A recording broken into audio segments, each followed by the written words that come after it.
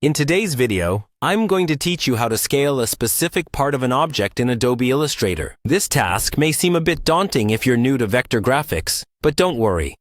I'll guide you through the process, step by step, to ensure you can tackle this with ease and confidence. To start, make sure you have Adobe Illustrator open on your computer. This is the primary tool you'll be working with today, and having it ready ensures that you can follow along and practice in real time. Once you're set up with Illustrator, we'll move on to the next step. Now, direct your attention to the Tools panel on the left side of your screen. Here, you'll find the Direct Selection tool, which looks like a white arrow. Click on this tool to select it. This tool is crucial when you want to make adjustments to specific anchor points or segments of your object, enabling you to manipulate just the areas you desire. Next, with the Direct Selection tool active, go ahead and click on the part of the object that you wish to scale. It's important to ensure that you're selecting the exact segment or part for precise scaling. If you're unsure, taking a moment to zoom in can make selection easier and more accurate.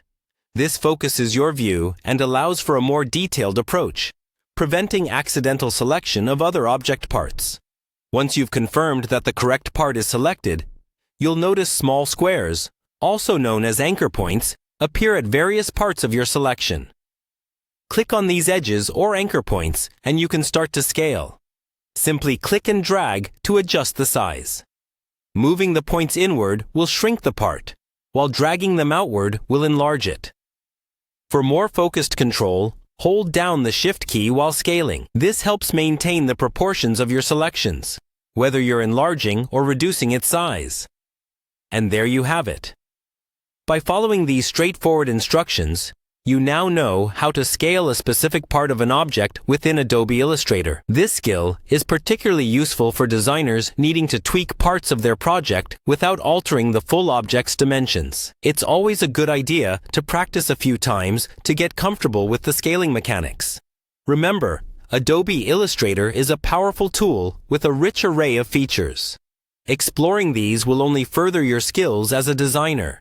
Keep experimenting, and you'll become proficient with time and practice. Thank you for joining me, and happy illustrating!